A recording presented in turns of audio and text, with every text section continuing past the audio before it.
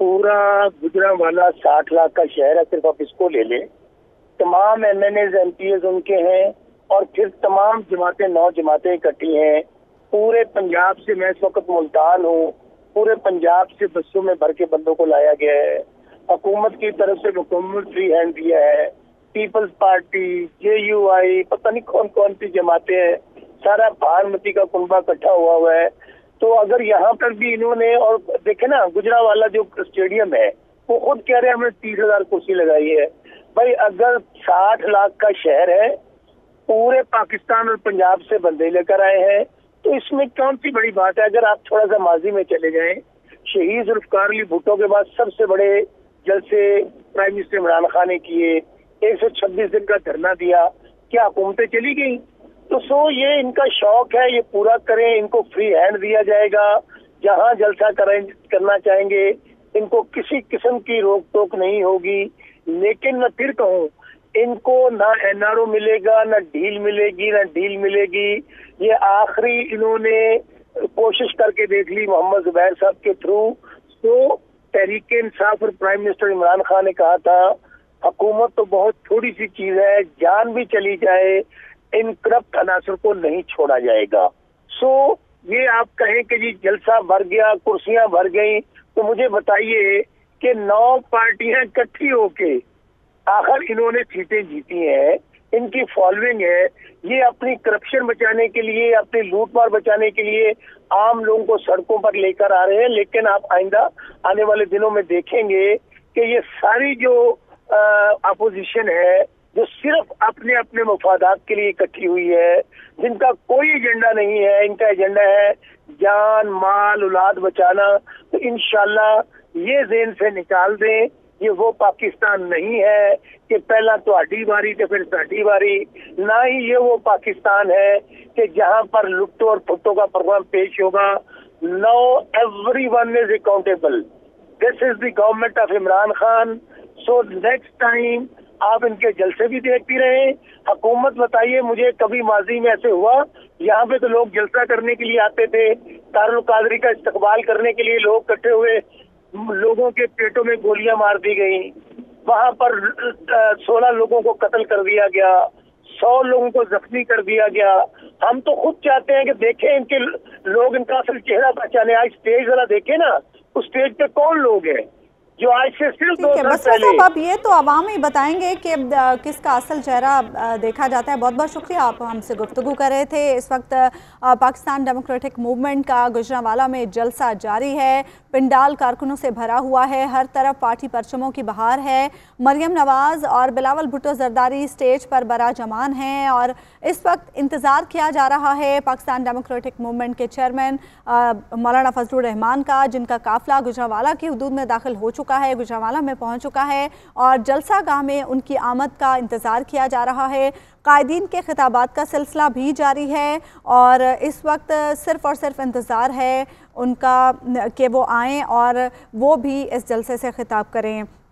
इस वक्त जलसा गाह में मौजूद हैं ब्यूरो चीफ लाहौर शहजाद हुसैन भट्ट, उनसे बात करते हैं। शहजाद, बताइएगा क्या सूरत हाल है इस वक्त जलसा गाह में? कायदीन के खिताबात का सिलसिला भी जारी है, क्या बताया जा रहा है? मौलाना फजलुर रहमान कब तक पहुँचेंगे? जी इस वक्त हम इस वक्त हम जलसा गाह में मौजूद हैं, जहाँ मेरी आवाज़ अगर आपको आ रही है। जी शहजाद, हम आपको सुन पा रहे हैं, हम आपको सुन पा रहे हैं, आप बताइए। जी मैं माजरत चाहता हूँ, इस वक्त बहुत शोर है जलसा गाह में, लेकिन मैं आपको ये बताता चलूँ कि इस वक्त फजलुर रहमान जलसा गाह में आगे हैं। कबल इसी सबसे पहले मरियम नवाज साहिबा आए थे और उसके बाद बिलावल साहब तशरीफ लाए और अब फजलुर रहमान साहब की आमद हुई है।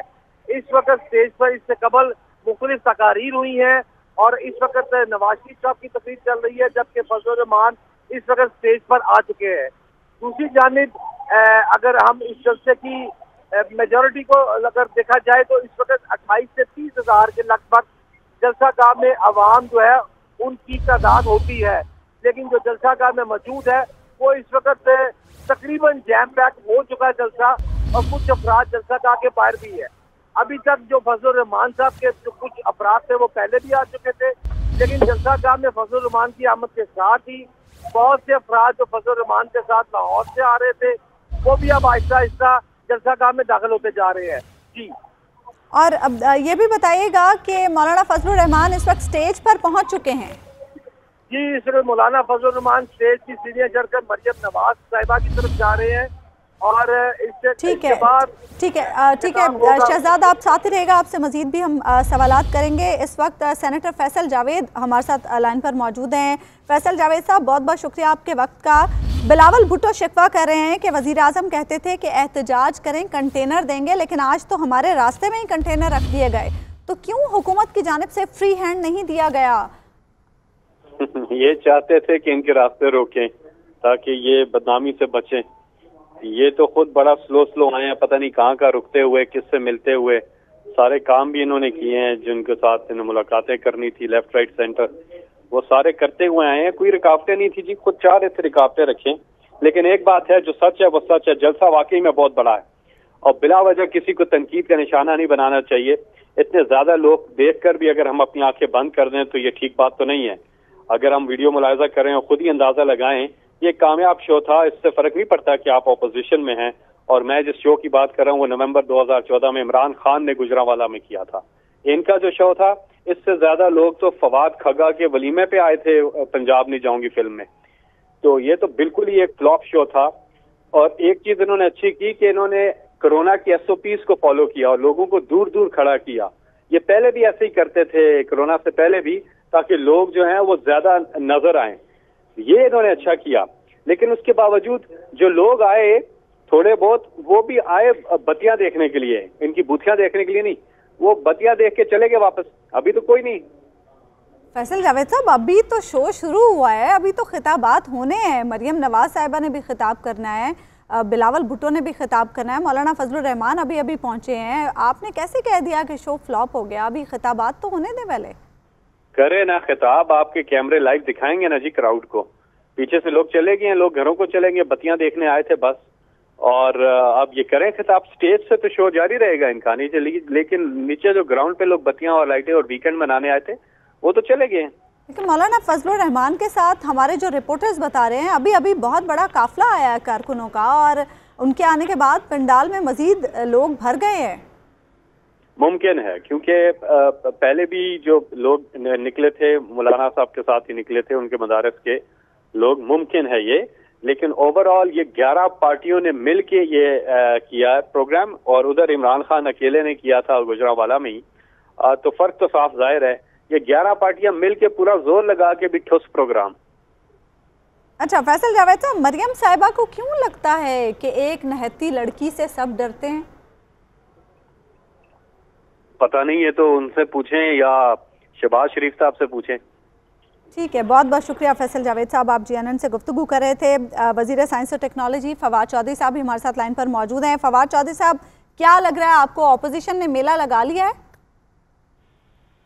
देखिए, बात यह है कि अगर आप हमसे पूछेंगी तो हम तो कहेंगे नाकाम हुआ है, अगर आप अपोजिशन से पूछेंगी तो वो कहेंगे कामयाब हुआ है। तो इसका तरीका ये है कि आप बड़ा सिंपल इसके ऊपर एक साइंटिफिक फार्मूला अप्लाई करें कि जो ओवरऑल ग्राउंड है, स्टेडियम है, उसकी टोटल कैपेसिटी है 27,000 लोग, और स्टेज लगाने के लिए इन्होंने पीछे ग्राउंड छोड़ा और स्टेज आगे लगाया, तो टोटल कैपेसिटी रहेगी 22,000। और अगर आप सैटेलाइट व्यू देखेंगी तो आपको पता चलेगा कि काफी सारा ग्राउंड जो है वो खाली भी है। तो इसका मतलब यह है कि 15 से 18,000 लोग हैं, जो कि एक डिसेंट इज्तिमा था। लेकिन इशू ये है कि अगर आपने 11 पार्टीज हैं और उन्होंने इतना पैसा वहां पे खर्च किया, उस हिसाब से ये काफी जो है वो फिर नाकाम है। अच्छा फवाद चौधरी साहब, बिलावल भुट्टो शिकवा कर रहे हैं आज। उनका ये कहना है कि वजीर आजम तो कहते थे एहतजाज करे ऑपोजिशन, हम कंटेनर फराहम करेंगे, लेकिन वो कह रहे हैं कि आज हम जहाँ जहाँ से भी गुजरे हैं हमारे रास्ते कंटेनर लगा के बंद किए गए। क्यों फ्री हैंड नहीं दिया गया ऑपोजिशन को कि वो जलसा गाह तक पहुंचे और अपना जलसा कामयाब बनाए? लेकिन ना, उनको तो आप छोड़ दें, आप अपने GNN के रिपोर्टर्स से पूछे ना कि कहाँ पे कोई उनको नजर आई कि रुकावटें डाली गई, उनको लोगों को गिरफ्तार किया गया, जलसा नाकाम बनाने का इस तरह कुछ किया गया। और अगर वही जो है, अगर बिलावल भुट्टो साहब और ये उनके तो लोग यहाँ पे मिलते ही नहीं पंजाब में, गिरफ्तार किसी ने क्या करना है? तो इसलिए ये तो ऐसे पॉलिटिकल स्टंट है, और कितना बिलावल साहब के कितना इम्पैक्ट डालना था, क्या होना था। और फवाद चौधरी साहब, मरियम साहिबा को क्यों ये लग रहा है कि एक निहत्ती लड़की से सब डरते हैं? ऐसा उन्हें क्यों ये गुमान कर रही हैं? तो 11 सियासी पार्टियां उनके साथ अभी भी वो निहत्ती हैं। उनको क्या क्या उनको, मुझे तो नहीं समझ आई, उनको तोप पे सफर कराएं, कैसे कराएं कि उनको ना लगे कि वो निहत्ती है। और फवाद चौधरी साहब, हुकूमती हलकों में कोई तशवीश नहीं है इस तहरीक को लेकर? आज बाकायदा इस तहरीक का आगाज़ हो गया और अभी तो ये पहला जलसा है। अभी 18 को पीपल्स पार्टी फिर कराची में भी जलसा कर रही है और आगे फिर आने वाले दिनों में दिसंबर तक जलसे ही जलसे हैं। देखिए, तशवीश तो है, और ज्यादा तशवीश जो है ना वो दो बातों पे है।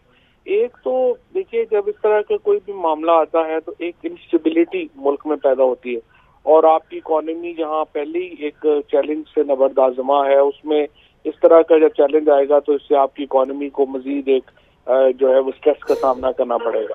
और दूसरा मसला जो है वो ये है कि हमने बड़ी मेहनत से पाकिस्तान में कोरोना के ऊपर काबू पाया है, और अगर इन जलसों से कोरोना फैलता है तो वो एक और एक अलमिया होगा, जिसका जो है वो फिर जाहिर है कि हमें एक सामना है, और ये एक बड़ा चैलेंज है। अच्छा फवाद चौधरी साहब, कोरोना वाली बात आपकी बिल्कुल ठीक है, लेकिन आपने इंस्टेबिलिटी की बात की तो तहरीक इंसाफ ने 126 दिन का धरना दिया था। क्या उस वक्त ये पॉइंट नहीं सोचा गया कि इस तरह के धरनों से या इस तरह के जलसे जुलूसों से इंस्टेबिलिटी पैदा होती है मुल्क में? नहीं, वो बात आपकी सही है, लेकिन अगर आप मुझे देखिए कि एक हर तहरीक की एक मॉरल करेंसी होती है। मिसाल के तौर के ऊपर अगर आप ये कहें कि मॉडल टाउन में 16 लोग शहीद हो जाए और लोग बाहर ना निकलें, अगर पनामा में पूरा एक पाकिस्तान का प्राइम मिनिस्टर जो है वो पूरी दुनिया में उसका हो कि ये करप्ट तरीन आदमी है, तो लोग ना निकलें, तो ये मॉरल बैंकरप्सी है। और उस तरह उन इश्यूज के ऊपर आना तो बिल्कुल एक जायज है और इम्पोर्टेंट। और सिर्फ पाकिस्तान में नहीं हुआ, जब पनामा आया आइसलैंड में हुकूमत चेंज हुई है, और दुनिया में इतनी जगहों के ऊपर जो है वो गवर्नमेंट्स के खिलाफ तरीके चली हैं। लेकिन इशू ये है कि यहाँ पे अभी तो इनके पास तो सिर्फ यही है ना कि हमारे 8 केसेस आप खत्म करें और उसके ऊपर आप इस तरह तहरीक चला दें, तो वो जाहिर है कि उसकी और इस तहरीक में बड़ा फर्क है।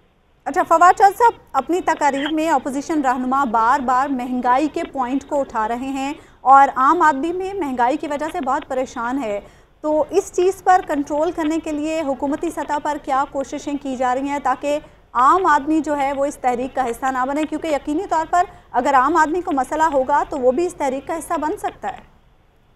देखिए, बात यह है कि महंगाई के ऊपर अगर कोई आदमी सबसे ज्यादा कंसर्न है तो वो इमरान खान है, और जितना टाइम वो इसके ऊपर दे रहे हैं, प्राइम मिनिस्टर साहब जितना इसको सीरियसली ले रहे हैं, मेरी नज़र में उसका एक जो इम्पैक्ट है वो इंशाल्लाह नजर आना शुरू हो जाएगा। आइंदा चंद महीनों में आपको इसमें काफी कमी नजर आएगी। लेकिन अपोजिशन की तहरीक में तो महंगाई अभी 1-2 दिनों में मसाले के तौर पे शामिल हुई है। इससे पहले तो वो तो कह रहे थे कि उनकी लड़ाई इमरान खान से तो है ही नहीं, उनकी लड़ाई तो उनको लाने वालों से है। फिर उन्होंने कहा कि एहतसाब के जो मामलात हैं उनके ऊपर हमारी लड़ाई है। तो इस तरह तो उनकी लड़ाई तो जो थी वो और बड़े मामलात के ऊपर थी, इस मामले के ऊपर तो उनकी लड़ाई है ही नहीं है। सो इंशाल्लाह महंगाई के ऊपर काबू तो पीटीआई नहीं पाना है। किस तरह से काबू पाएंगे फौजी साहब? क्या कोशिशें क्या कर रहे हैं, इकदाम क्या कर रहे हैं? क्योंकि आवाम जाहिर है जो कंसर्न है वो ये सुनना चाहते हैं, वो देखना चाहते हैं कि प्लानिंग है क्या। क्योंकि रोज़ सो के जब एक आम शहरी उठता है तो उसे पता चलता है कि प्याज भी महंगी हो गई, टमाटर भी महंगे हो गए, और जो हांडी उसे पकानी है वो रोज़ बरोज़ महंगी होती जा रही है। तो आप किस तरह मुतमईन करेंगे? देखिए, बात यह है कि ये तो एक बात आपकी बिल्कुल सही है और इसमें वजन है, लेकिन मसला ये है कि ये कोविड के बाद पूरी दुनिया में एक इन्फ्लेशन के ट्रेंड्स हैं, और ये महंगाई से सिर्फ पाकिस्तान सफर नहीं कर रहा, हिंदुस्तान में भी, बांग्लादेश में भी, श्रीलंका में भी इस वक्त एक महंगाई का तूफान है जो उसका लोग सामना कर रहे हैं, क्योंकि इकोनॉमी श्रिंक हो गई है। अब उसके लिए पाकिस्तान में जाहिर है कि हमने कोशिश की है कि व्हीट है, शुगर है, इसको हम किस तरीके से बाहर से मंगवा सकें, उसके ऊपर जो है वो हम एक सप्लाई जो है उसकी बढ़ा सकें। और ये अब जहाज आने शुरू हो गए हैं, इससे एक कीमतों में इस्तेहकाम आएगा। और इंशाल्लाह वैसे भी अब ये वैक्सीन जो ही आती है तो उसके बाद दुनिया की इकोनॉमी बेहतर होना शुरू होंगी, तो तो ये मैं कीमतें जो है वो वापस अपनी जगह। लेकिन फवाद चौधरी साहब, दुनिया में ऐसी तो कहीं मिसाल नहीं मिलती ना। आपने खुद काबीना में भी इसको डिस्कस किया कि जो ब्यूरोक्रेसी है उसने गलत रिपोर्टिंग की, जिसकी वजह से गंदम जो है वो एक्सपोर्ट कर दी गई और अब बाद में फिर मंगाई जा रही है। तो फिर लोग तो ये सवाल करेंगे कि ऐसे लोगों को आप पॉइंट आउट करें और ऐसे लोगों को आवाम के सामने रखें, उन्हें आप जो है वो सज़ाएं दिलवाएं, ताकि पता चले कि कौन लोग आपको गलत रिपोर्टिंग कर रहे हैं, कौन काबीना को मिसगाइड कर रहे हैं। क्योंकि जो खमियाजा है वो तो आवाम भुगत रहे हैं। जो इतने दिनों में जो एक टीका लग गया वो तो आवाम को लग गया ना, वो पैसा आवाम को किसी भी सूरत में वापस तो नहीं मिलेगा। तो वो जो आपकी बात बिल्कुल सही है कि जो एक्सपोर्ट इंपोर्ट के जो डेटाज हैं उसमें दो चीजें हैं। एक तो ये है कि आप कहें कि इनकॉम्पिटेंस है, दूसरा ये है कि उसमें बहुत ज्यादा हमें जो टेक्नोलॉजी लाने की जरूरत है, वो हमारा निज़ाम जो है वो भी थोड़ा पसमानदा है।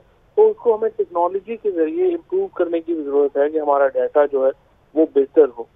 तो अब इन दोनों चीजों के ऊपर काम करने की जरूरत है, लेकिन इंशाल्लाह अगले 6 महीनों में सिचुएशन काफी बेहतर हो जाएगी।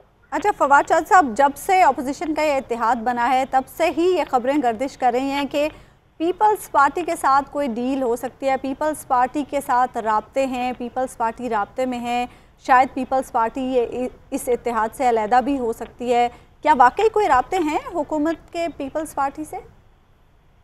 पीपल्स पार्टी समेत तमाम पार्टीज के साथ डील हो सकती है, सिर्फ एक शर्त के ऊपर वो इंसिस्ट ना करें, और वो शर्त यह है कि एहतसाब के अमल के ऊपर वो ये ना मांगें कि आप गवर्नमेंट जो है वो रिलीफ दे या इमरान खान उन्हें रिलीफ दे, क्योंकि इस पे प्राइम मिनिस्टर ने नहीं मानना, वो इसके ऊपर बड़ा वाज़े अपनी बात कर चुके हैं।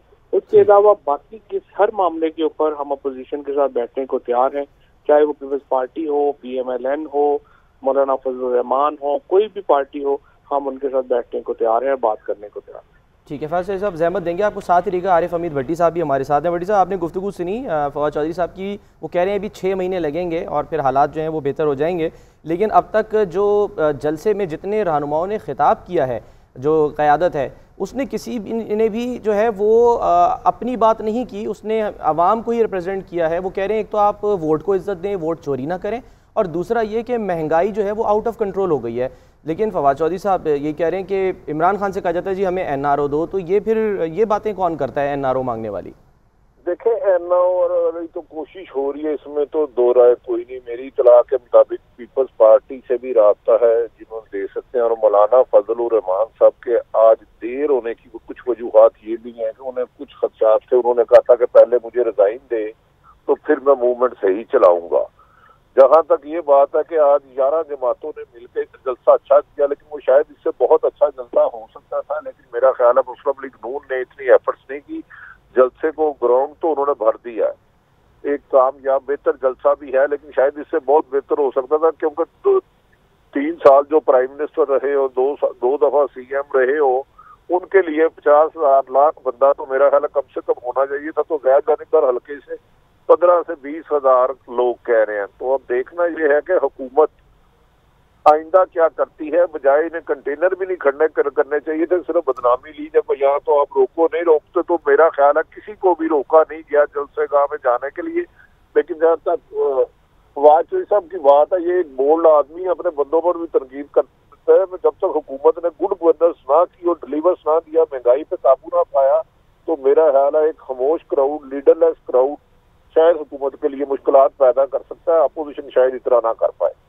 फवाद चौधरी साहब, क्या आइंदा के लिए लाहे अमल तैयार किया जा रहा है? अब वजीर आजम के साथ भी जब इजलास हुआ तो उसमें डिस्कस किया गया अपोजिशन की इस तहरीक को, तो क्या आइंदा के लिए लाहे अमल तय पाया है? जो प्राइम मिनिस्टर साहब ने यही आज कहा है कि उनकी तरफ से तो रोजाना जलसे करें, और हमें तो कोई प्रॉब्लम नहीं है। आज भी हमने पानी भी पहुंचाया है, सैनिटाइजर्स भी पहुंचाए हैं, आगे भी हमारा एटीट्यूड यही रहेगा, हम तो फैसिलिटेट करेंगे। सिर्फ मैंने जिस तरह से आपसे कहा कि मसला ये है कि आज भी आपने देखा कोरोना SOPs पे अमल नहीं किया गया, और अगर इन्होंने ये गैर संजीदगी का मुजाहरा किया तो फिर पाकिस्तान में अगर कोरोना फैलता है तो उसकी जिम्मेदार अपोजिशन होगी। फवाद चौधरी साहब, ऑन ए लाइटर नोट, आप खुद कह रहे हैं कि आप सहूलतकार बन गए इस जलसे के। हम तो पूरी तरह सहूलत दे रहे हैं जी। हम तो चाह रहे हैं कि ये जो भी और अब सिर्फ यही रह गया है, बार बार इनका दुख के क्राउड भी हम नहीं देना है, वो शायद हमारे लिए थोड़ा अभी ऑकवर्ड होगा। बाकी काम इंशाल्लाह हम उनको सहूलत देने में बाकी कोई मसला नहीं।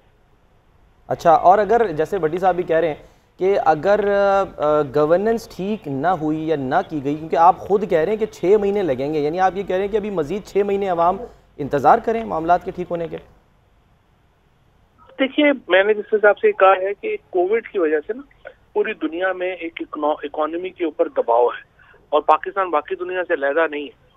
तो ये जब इंशाल्लाह अगले 2 से 3 महीने में वैक्सीन आती है और उसके बाद 2-3 महीने जो उसकी सप्लाई चेन बनेगी, तो उसके नतीजे में पूरी दुनिया की इकोनॉमी जो है वो एक दफा। लेकिन माजरत थोड़ा इंटरप्ट करके कि पूरी दुनिया में जो हालात कोविड के रहे, वो तो बार बार इमरान खान भी कहते रहे कि अल्हम्दुलिल्लाह पाकिस्तान में उसके असरात इस तरह से नहीं आए, अल्हम्दुलिल्लाह वैसी अमवात नहीं हुई जो कि दुनिया भर में हुई हैं, अल्हम्दुलिल्लाह यहाँ पर वैसा लॉकडाउन नहीं लगाना पड़ा जो पूरी दुनिया में लगा। तो फिर ये तो फिर मुतज़ाद हो गई ना बात। नहीं, लेकिन वो तो हमारा बीमारी के हवाले से है ना, इकोनॉमी के हवाले से दुनिया एक दूसरे से जुड़ी हुई है। मसलन आप 2 बिलियन सर, बीमारी होगी, लोग घरों पे रहेंगे, लोग दफातर नहीं जाएंगे, लोग फैक्ट्रियों में नहीं जाएंगे, लोग बिजनेस नहीं करेंगे, तो यही वजह बनेगी ना कि इकोनॉमी को नुकसान होगा, लोग बाहर नहीं निकलेंगे। तो वो ऐसा नहीं हुआ, इसका मतलब ये कि काम तो चलता रहा है फिर। लेकिन मिसाल के तौर के ऊपर आप $1.5 बिलियन की दालें इंपोर्ट करते हैं, तो आप जहाँ से इंपोर्ट करते हैं वहाँ पे इकोनॉमी श्रिंक हुई है। इसी तरह से आप जिंजर अदरक जो है $60 मिलियन की आप अदरक बाहर से मंगवाते हैं, वहाँ पे प्रॉब्लम्स हुए हैं। इसी तरीके से जो बाकी चीजें हैं, आप तेल मंगवाते हैं, आप गैस जो है वो बाहर से लेते हैं, कौन सी चीज है जो आप बाहर की दुनिया से नहीं लेते। तो पाकिस्तान जुड़ा हुआ है ना दुनिया के साथ, हम कोई अकेले तो मुल्क नहीं है कायनात में। तो इकोनॉमी का तो एक साइकिल होता है जो पूरी दुनिया में आप उससे जुड़े होते हैं, उसके साथ चलता है। तो जो इंशाल्लाह आगे जाएंगे और बेहतरी आती जाएगी। और प्राइम मिनिस्टर साहब वैसे भी बड़े कंसर्न है जो हमारे अपने अंदरूनी मामलात हैं उसके ऊपर, और सूबों पे भी हम जोर दे रहे हैं कि मंडी और दुकान की जो कीमत है उसमें एक इस्तेकाम होना चाहिए। बहुत शुक्रिया। बट साहब, आप कुछ पूछना चाहेंगे फवाद चौधरी साहब से? फवाद चौधरी साहब चले गए हैं, लेकिन मेरा ख्याल है कि हुकूमत को यकीनन। सर, हम पूछ रहे हैं फवाद चौधरी साहब, आप मौजूद हैं हमारे साथ? नहीं, शुक्रिया जी भट्टी साहब जारी रखिए, वो चले गए हैं, शुक्रिया करके। देखिए सलमान, आप हुकूमत को ये बात मान लेनी चाहिए कि महंगाई बहुत ज्यादा हो चुकी है, जिसकी वजह से आम जिंदगी, रोजमर्रा की जिंदगी गुजारना उसके लिए नामुमकिन हद तक मुश्किल हो चुका है। अगर हुकूमत ने अपनी कारकर्दगी बेहतर ना की, इसमें बेहतरी ना लाई और महंगाई पर काबू ना डाला और गुड गवर्नेंस ना की, तो शायद भट्टी साहब तो यही तो फवाद चौधरी साहब ने कह दिया कि अभी 6 माह मजीद इंतजार करें। यानी लोग तो ये समझ रहे थे कि चले शायद 1 आध माह के बाद सूरत हाल, वो तो खुद कह रहे हैं कि अब आप 6 माह मजीद इंतजार करें। यानी वाज़ेह तौर पर खुद कह दिया। मेरा ख्याल है 2.25 साल इन्होंने ले लिए हैं, मजीद आवाम 6 माह का इंतजार नहीं करेगी, जो मेरी अपनी असेसमेंट है। हुकूमत तो पहले कहती थी कि हमारा 100 दिन में हमारी कारकर्दगी सामने आ जाएगी, तो मेरा नहीं ख्याल कि ये करें, वरना ये अपोजिशन से तो हुकूमत को डर नहीं है। अगर इमरान खान के धरने से पहले ताहिरुल कादरी के 14 लोग शहीद हुए, 100 लोगों को गोलियां लगी, 126 दिन धरने से हुकूमत नहीं गई, तो हुकूमत को अपोजिशन से नहीं, इनकी कारकर्दगी से खतरा और बहुत ज्यादा खतरा है। लेकिन ये हुक्मरान है, ये बेहतर समझते हैं, लेकिन मेरा ख्याल है आवाम इन्हें 6 महीने नहीं देगी।